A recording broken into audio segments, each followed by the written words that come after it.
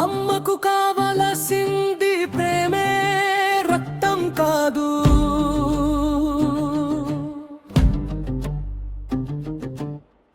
అమ్మకు కావలసింది కరుణే, హింస కాదు.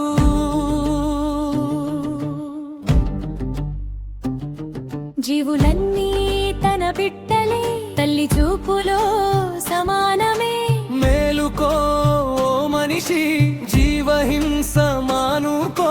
అహింస పరమో ధర్మమని జగమంతా చాటుకో.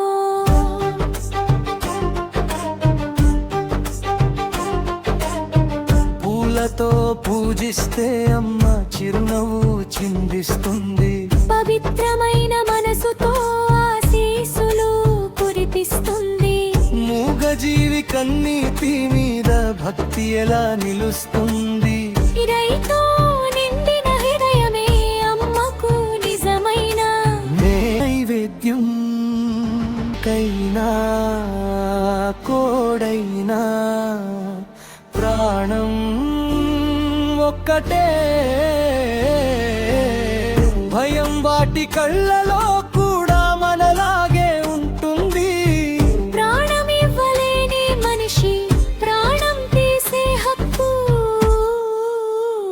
ఎక్కడిది?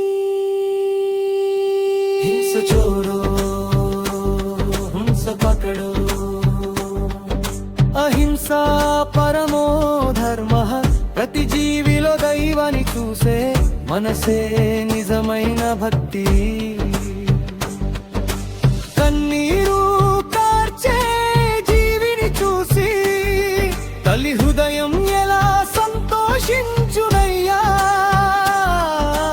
కరుణతో నిండిన నీ హృదయమే అమ్మవారికి నిజమైన కానుకయ్యా.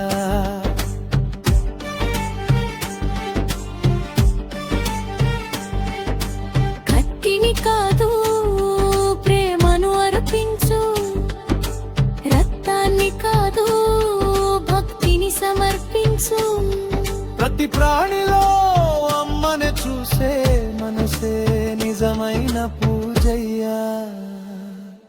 ఏ జీవిని చంపే హక్కు ఎవరికి లేదయ్యా. ప్రాణం పోసే శక్తి లేనప్పుడు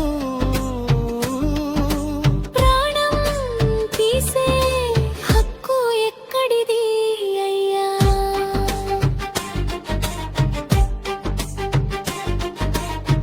మన 4 అంగుళాల నాలుక రుచి కోసం ఒక మూగ జీవి ప్రాణం తీయకయ్యా.